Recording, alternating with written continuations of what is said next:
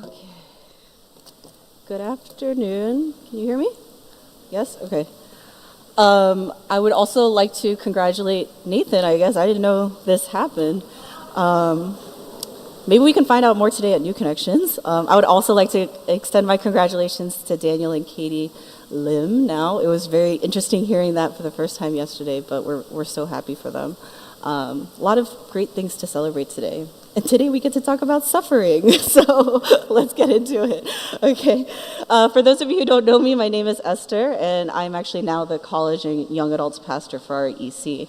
I wanted to extend my gratitude actually to the church and its leadership for giving me the chance to have an intentional rest and break as I transitioned away from children's ministry and stepped into this new role. And I hope to speak more about my break in the future and what I was able to learn from it. But I do thank the leadership for allowing that and for being gracious with that.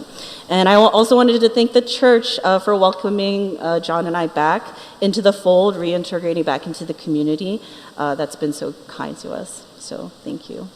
If you've been following along with us in our church, we've been going through the Gospel Project series. And last week, PB wrapped up the book of Genesis, the first book of the Bible. And today, we get to dive into the book of Job, which is actually one of my favorite books of the Bible.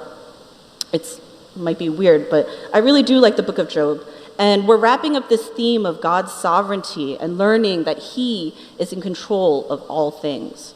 Over time, I've really come to appreciate and love the story of Job and how God intentionally includes this story of suffering within His word for His people. I actually thought that it would be great to marry a man like Job because of his character and how he's described and how he handles adversity. I got the J-O part right with John. We got the one syllable, but John is a man of great character, so I think I chose well, and I thank God for him. But yeah, we're going to go into this story of Job, and let's pray before we do. Dear God, we come to you today eager and expectant of what you have for us today.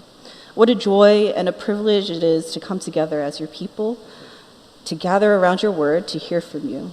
We thank you for your goodness and sovereignty over us, and we take comfort in knowing that you are always in control. Help us in this time to remember your sovereignty and your ever-present love and grace and comfort in our lives. We thank you for the life of Job and the comfort we can take in reading his story of suffering.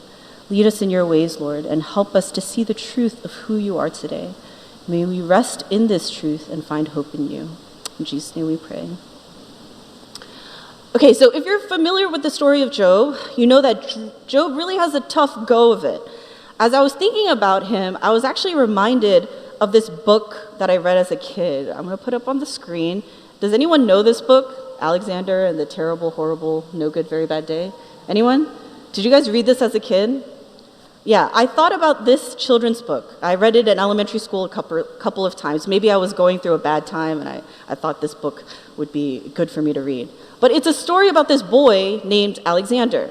And it describes this unfortunate day that he experiences in his young life. He encounters misfortune after misfortune as a young boy, hardship after hardship. He wakes up with gum in his hair. His brothers, they find cool prizes in their cereal boxes, but all he has is cereal. He gets nothing. On his way to school, he gets stuck in the middle seat, and so he's all squished. And then at school, he's actually told that he's been demoted from first best friend to third best friend by his classmate. And this line of it being a terrible, horrible, no good, very bad day, it gets repeated over and over by Alexander. And the first two chapters of Job, it reads like this book, and it wouldn't be a stretch to describe Job's ordeal as terrible, horrible, no good, very bad. Not just one day, but days. But there's some real beauty and insight that we can glean as we learn from Job's story. So let's start in Job 1. It says, "In the land of Uz, there lived a man whose name was Job. This man was blameless and upright. He feared God and shunned evil. He had 7 sons and 3 daughters, and he owned 7,000 sheep, 3,000 camels, 500 yoke of oxen, and 500 donkeys, and had a large number of servants. He was the greatest man among all the people of the East." So some things that stand out about Job in these first few verses is that Job was actually very extremely wealthy.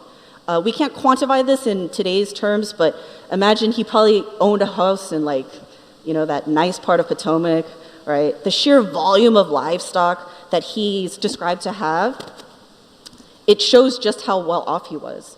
Sheep and oxen were very important to the economy at the time, so it was used for things like food and clothing and labor. And he has 7,000 sheep and 500 oxen. That's a lot of jackets and dinners for you, right? Camels and donkeys, they were important for transport and trade.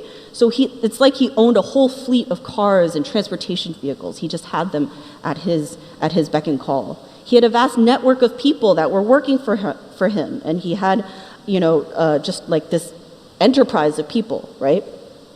This kind of material wealth and possessions would indicate that he wielded a lot of power wherever he was, where he lived and within his community. And not only that, he's described as being the greatest man among all the people. As we continue in the story, we see God thinks very highly of Job as well. Let's go back to Job 1, verse 6. We'll start there. One day, the angels came to present themselves before the Lord, and Satan also came with them. The Lord said to Satan, "Where have you come from?" Satan answered the Lord, "From roaming throughout the earth, going back and forth on it." Then the Lord said to Satan, "Have you considered my servant Job? There is no one on earth like him. He is blameless and upright, a man who fears God and shuns evil." "Does Job fear God for nothing?" Satan replied. "Have you not put a hedge around him and his household and everything he has?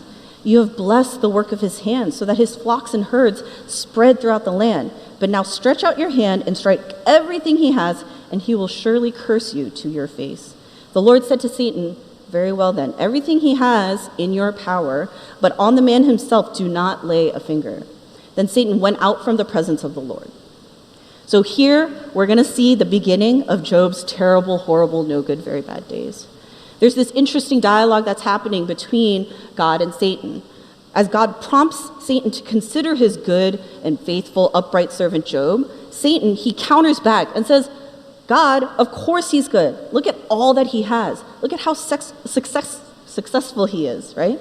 Who wouldn't be loyal to you? Who wouldn't be blameless if all these conditions were favorable, like Job has? Satan is certain that if these things are taken away, Job will surely curse God and turn away from him. So it's God that allows Satan to put Job to the test, but instructs him not to physically touch Job.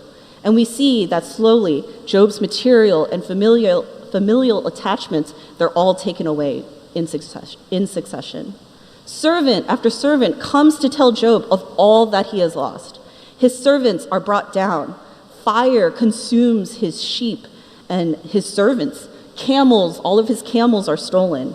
And his children end up dying in a tragic accident. Now they're not trivial things, right? His source of income, basically all of his means of living are taken away. And not only that, he loses his children. Losing any one of these things would be incredibly devastating to anyone. But it doesn't end there. And we jump to chapter 2, and we see another exchange between God and Satan. God still makes the same claims about Job. If we go to Job 2, verse 3, it says, "Then the Lord said to Satan, 'Have you considered my servant Job? There is no one on earth like him. He is blameless and upright, a man who fears God and shuns evil. And he still maintains his integrity, though you incited me against him to ruin him without any reason.'" Satan, he says, "Skin for skin. A man will give all he has for his own life, but now stretch out your hand and strike his flesh and bones, and he will surely curse you to your face." The Lord said to Satan, "Very well then, he is in your hands, but you must spare his life." So Satan went out from the presence of the Lord and afflicted Job with painful sores from the sole of his feet to the crown of his head. So now, not only has Job lost his material possessions, he's lost family relationships, but now he's unfairly stripped away, and his body has been afflicted as he develops sores all over his body. One thing that I want to note here is that while Satan is powerful and he is doing these things to Job, he's the one that's causing this affliction on Job. his power is ultimately limited. None of this is happening outside of God's control. And Satan is only permitted to work within the limits that God allows. He says, you can do this. You are allowed to do this. Satan, he needed permission from God, and it's him tacitly acknowledging the Lord's sovereign control over all things. We see Job just taking hit after hit after hit, entering ever deeper into the valleys of life. And how does he respond? Back in Job 1, when all of his material and his family relationships are broken, right? In verse 20, it says this: "At this, Job got up, tore his robe, shaved his head, then he fell to the ground in worship." And this is what he said: "Naked I came from my mother's womb, and naked I will depart. The Lord gave, and the Lord has taken away. May the name of the Lord be praised." In other version, it says, "May God's name be ever blessed." In all this, Job did not sin by charging God with wrongdoing. And then, again in chapter 2, when he's afflicted with these physical ailments, after all the loss, and now his health is being attacked too, his body is broken. This is what Job says in 2 verse 8. "Then Job took a piece of broken pottery and scraped himself with it as he sat among the ashes. His wife said to him, 'Are you still maintaining your integrity? Curse God and die.' He replied, 'You are talking like a foolish woman. Shall we accept good from God and not trouble?' Again, it says, in all this, Job did not sin in what he said." This is an insane response from Job. When I read what happens, just as a secondary reader reading this, I want to be angry for him. I want to react in anger, and it's not even happening to me. As adversity comes hurtling towards Job, we see that Job's response is both wholly honest, but also rooted in faith. What does Job do? He grieves. He really grieves. It's not that Job is ignorant or doesn't realize or feel the pain of all that he's been hit with. He tore his robes. He shaved his head. He's sitting in ashes. He's truly feeling this loss, and he's allowing himself to feel this grief. He's scraping at his sores. How can he not feel what's happened? And he's fully broken under this weight of suffering that has hit him. He doesn't act like everything is okay when it is so clearly not okay. And he sits in the mess of what's happened, and he's so vulnerable as he's stripped of all that he has. We too are called to not hesitate in being honest in our response to suffering. Job's response to suffering has a lot to teach us. The takeaway of this is not that we need to convince ourselves that pain and suffering are good, because it's just not. God calls us and wants us to be honest and open about our hurts, burdens, and pains. We know that suffering is not good. We know this innately as humans. We know that it is not good, and yet suffering is not left without meaning. God wants the honest response, and we need not fear because he can handle it. He can handle the mess and the confusion and the cries of our honest response. So Job is honest, and he grieves what's happened. But along with this honest response, we see that his response is also one of faith and trust in God. He falls to the ground, not in defeat, in a way, yes, but he falls to the ground, and he's described as falling to the ground in worship. This terrible situation brings him to his knees in both personal anguish in one hand and worship before God. Grief and worship are working at the same time within Job. He refuses to curse God and rather chooses to worship and declares, "May the name of the Lord be praised," or God's name be ever blessed.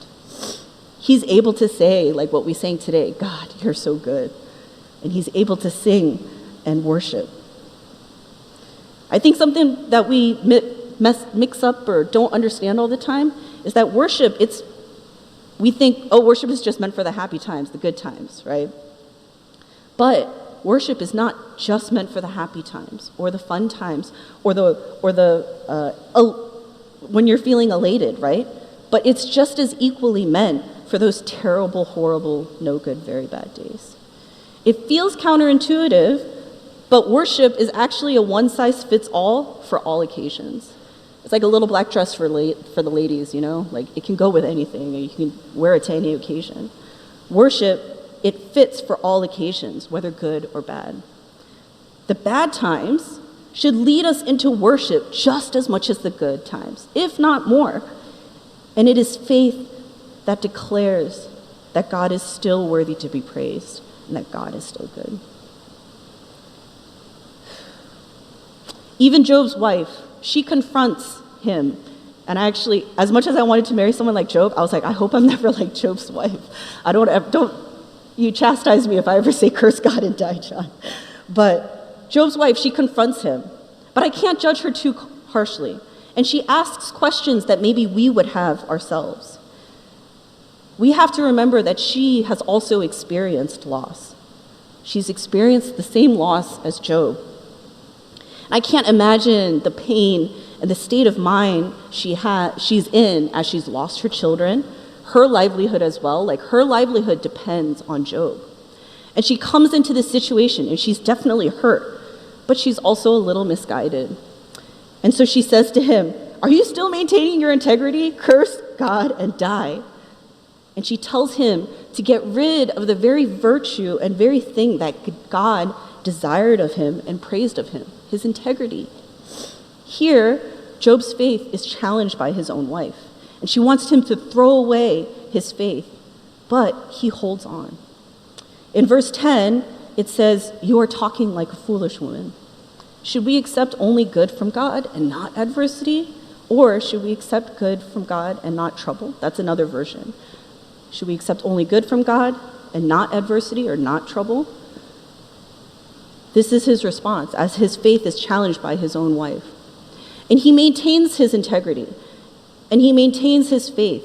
And we see in the rest of the book that Job, he never curses God. He never charges God with any wrongdoing. Satan, he taunts God, and he says, and he's so sure that if these things, these commodities, his material possessions and his family attachments, if these are taken away, Job, he's going to turn away from God 100%. But what do we see? Job correctly holds on to what is permanent and lasting, and he's kept a loose hold on those impermanent, unlasting things. What do we see? He is poor in spirit, mourning, humbled, and in faith. He believes that, as it says in Matthew chapter 5, that there is good in this. If we go to Matthew chapter 5, we see the Beatitudes, and this is Jesus declaring, "Blessed are the poor in spirit, for theirs is the kingdom of heaven. Blessed are those who mourn, for they will be comforted. Blessed are the meek, for they will inherit the earth."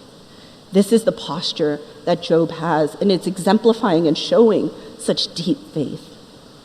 Satan was the antagonizer. He was the aggressor here. But Job gives him no acknowledgement or power because he knows that Satan is not in control. Job believes solely in God's power and sovereignty over his life. It's too early to cry. His sovereignty over all good and all adversity. By virtue of God's presence and assurance, Job was able to keep that bigger picture in view. And this reminds us of Joseph that we learned about last week with PB. In Genesis chapter 50, verse 19, it says, "But Joseph said to them, 'Don't be afraid. Am I in the place of God? You intended to harm me, but God intended it for good, to accomplish what is now being done, the saving of many lives. So then don't be afraid. I will provide for you and your children.' And he reassured them and spoke kindly to them." Joseph was able to keep that big, long view in mind, and he understood why he had to go through what he went through. PB spoke to us last week of the importance of this, keeping that big picture in mind. It's so easy for us to get caught up in the days and the little things and the little parts of life. But it's a good practice for us as believers to keep that long view in mind. Joseph, like Job, went through various trials from the time he was 17 until he was made second in command at Egypt at the age of 30. That's 13 years of trials and uncertainty and suffering. But when he gets to the age of 30, he's now put in this place where he was able to save not only himself, but his whole family and a whole region of people. He saw that big picture that God had for his life. What Satan does is that he mistakenly ties Job's character and faith to temporary and worldly things. Job's character, rather, though, is built around the things that truly matter. So that when this storm of suffering comes hurling at him, his belief that God is in control and is sovereign, it still remains intact. Job's detachment from power, from money, from these fleeting things, it's a powerful example for us to think beyond the things of this world. His humility and detachment from power makes it so that when he loses power, it doesn't fundamentally shake his faith. As fallen people, as sinful people like you and I, we hold too tightly to things that have an expiration date. We're holding on to spoiled milk or moldy bread. And it's a lie we've bought into time and time again. But as people of God, we are called to look up and look ahead to the eternal. Job displays this in spades here. He knows there's no expiration to God's goodness. There's no expiration to God's faithfulness and his promises. So he holds faster and all the more tighter to that truth rather than the lies of finite things that we've come to believe and that the world teaches us to care about. When we hold tighter to God, our grip on the inconsequential loosens, and we find greater security and faith. In thinking about Job's character and his response, it challenges me and it challenges us. Look at how tightly he holds on to his integrity and his faith, how he displays true humility in the face of struggle and an all-powerful God who he still believes is in control in the midst of this mess. There's always an invitation from God, no matter the circumstances. And I don't say this to minimize or diminish true pain and suffering. Suffering, it usually cannot be, be packaged into this nice little, oh, here's an opportunity from God box, right? With a bow on it. That's not usually how it works. Suffering, it's messy and it's hard and painful and long. But hopefully, our ability to face that suffering is fortified with our knowledge, understanding, and experience of God's character and love in our lives. I'm sorry. We have to hold on to the truth that God is good, God is sovereign, God is wise, and God is intentional. We should be honest about our suffering and be able to grieve in it, just like Job did, and lament the brokenness and fallenness of the world we live in. But my hope is that we can also hold on to faith. The Christian life, it's not about us figuring out how best to avoid and find a quick exit, bypass from struggle. It's not us trying to find a shortcut out of strife and suffering in our lives. Rather, our calling as Christians is to understand and accept the reality of living in a fallen, broken world. And within that, learn how to navigate and face the struggle with God, relying on his character and the hope that we have in him.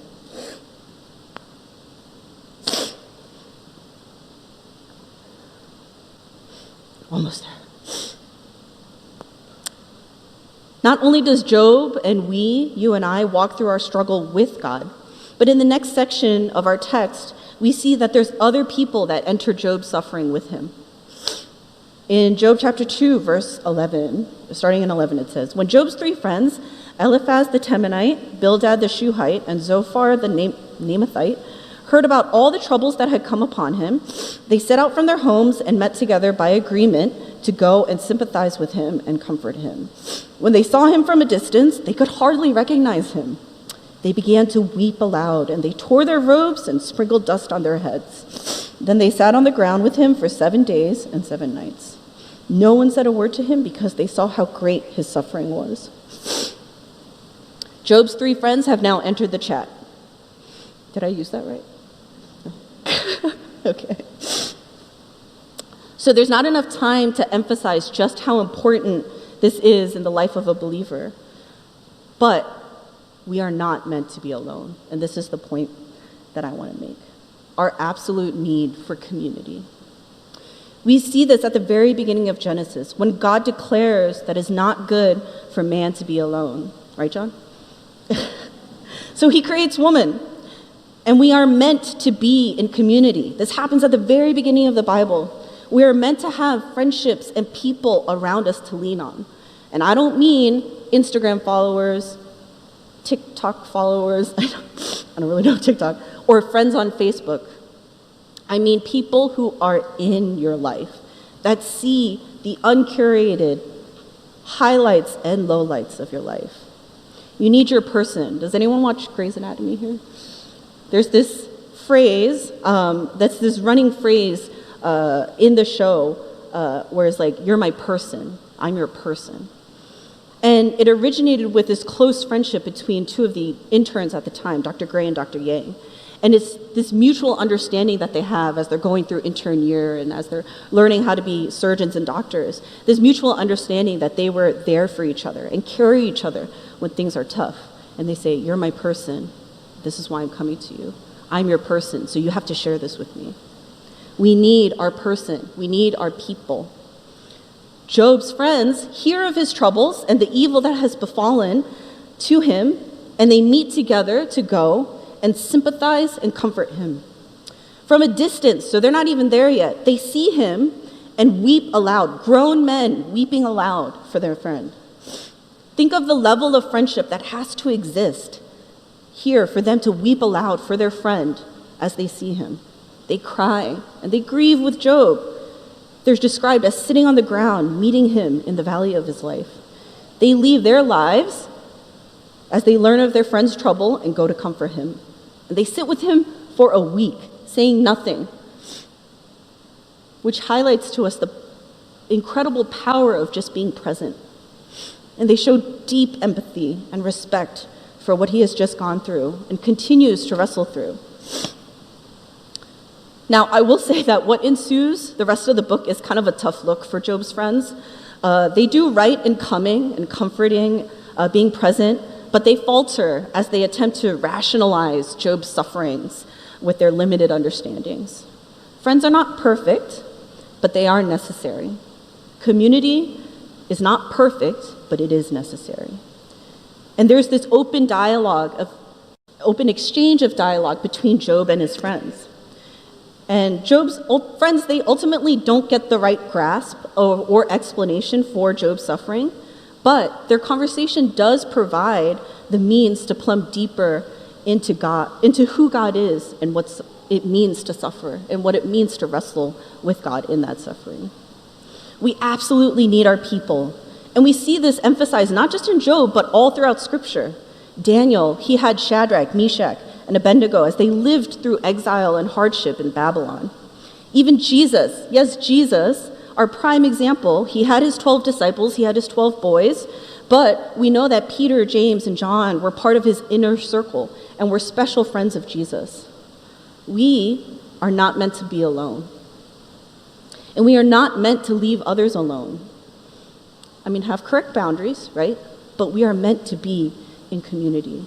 To not be in community and in deep friendship is depriving us of a beautiful gift that God has given you and I to enhance and spur us on in our faith.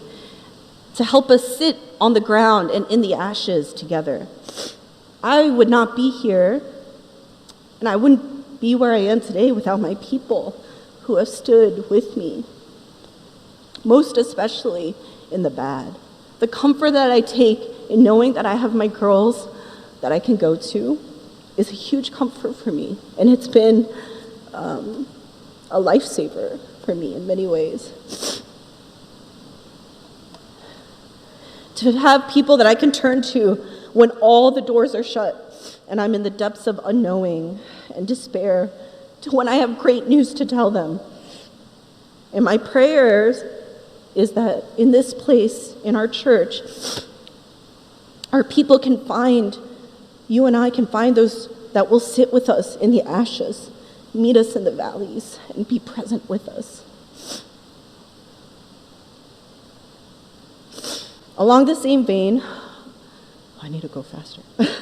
Something that I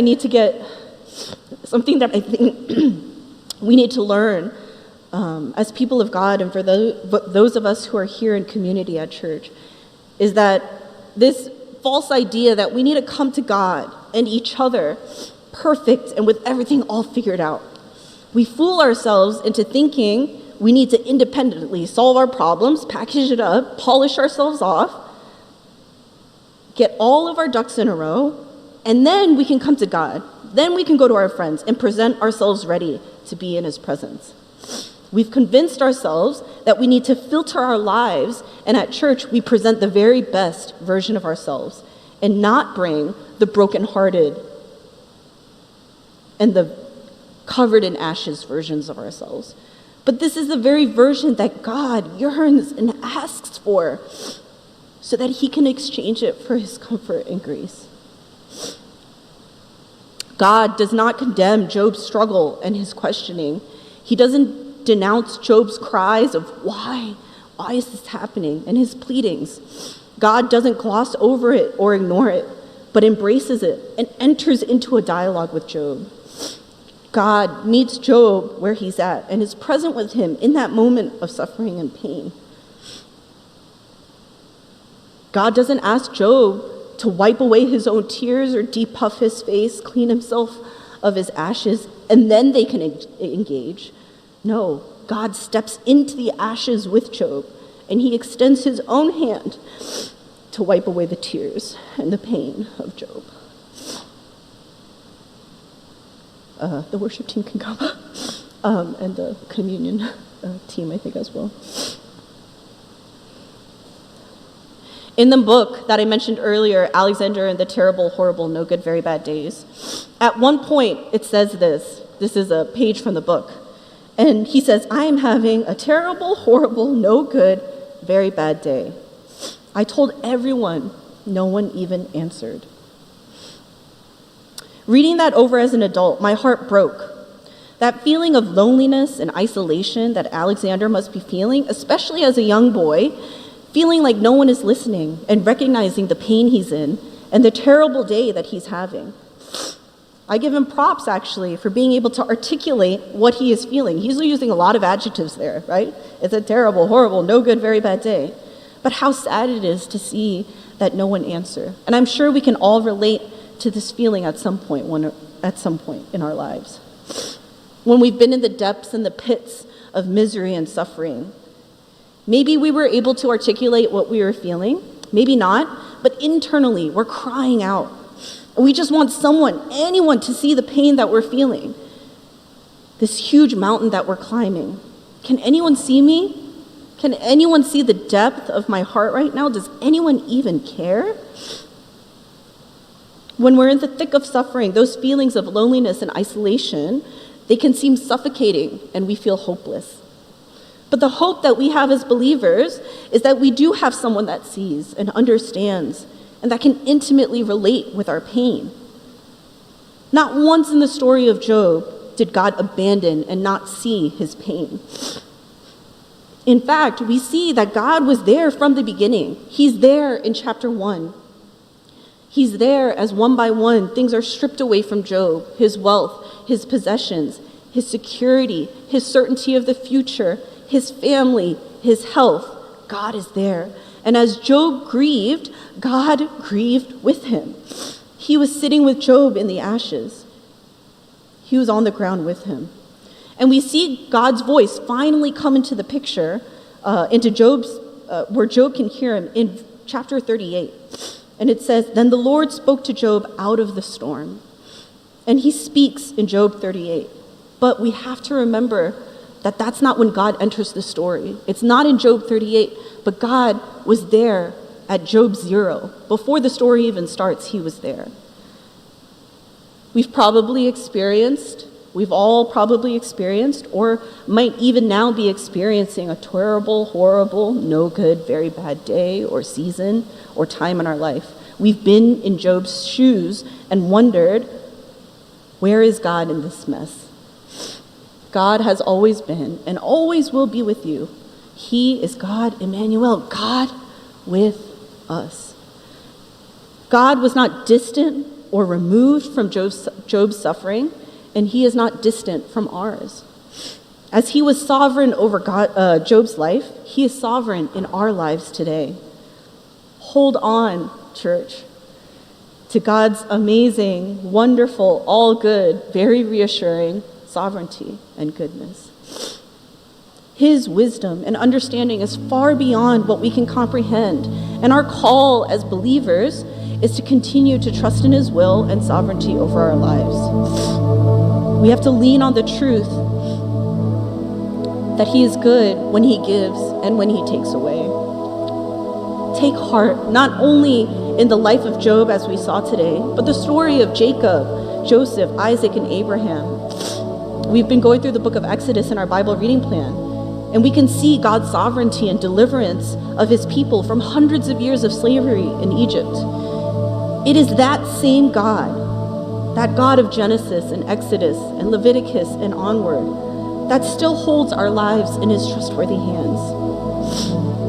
Job's suffering would ultimately serve to glorify God as one who both comforts his people and sovereignly orchestrates all things towards good and God-glorifying ends. God is glorified in our dependence on him, especially amidst life's difficulties. And God uses and allows suffering in ways we often cannot understand so that we may know and experience him more deeply. Every circumstance, whether it be of joy or struggle, is an invitation for us to respond with faith in God and trusting in his character and who he has time and time again proven himself to be. It's a huge exercise of trust. It's not easy. It's a huge exercise in trust in God that's asked of us. And it's not easy, it's hard. But when has God ever shown himself to not be faithful, to not be good, to not be in control? Remember and see, reflect on how God has carried you through every trial and moment of suffering in the past. Where you are now and the things you have now, the people in your life, the character that has been built up in you may very well be the things you desperately prayed for years ago. The very things that you cried out in agony for. And you're living in those fulfilled dreams and answered prayers now. I believe that all of us, whether it's in big or small ways, are living within an answered prayer or prayers. When things are tough, when things are trying, we're tempted to retreat and fall back. And we forget the things we know to be true of God and his character from his word. But faith in God, it calls us to believe that he is still good and that he is still sovereign. When we're in the fire and in the trials and in the pain, we may even feel anger towards God. That's okay. He can handle it. God is not surprised by the anger and the walls that we put up, but he is not far off. He is not distant, and if anything, he draws even closer to us. And I believe that it was this truth that Job clung to so desperately. that he was able to worship God and declare that he is good even in his darkest valley. And I pray that this is our truth as his people, as we continue to live out our faith, especially in our most terrible, horrible, no good, very bad days. I'm going to close. My closing prayer today will be coming from Psalm 5, which I challenge you to maybe look at this week, reflect on. We're going to put it up on the screen. You can take a look at it as well. And maybe we can all just pray this together, whether aloud or silently, as our prayer today.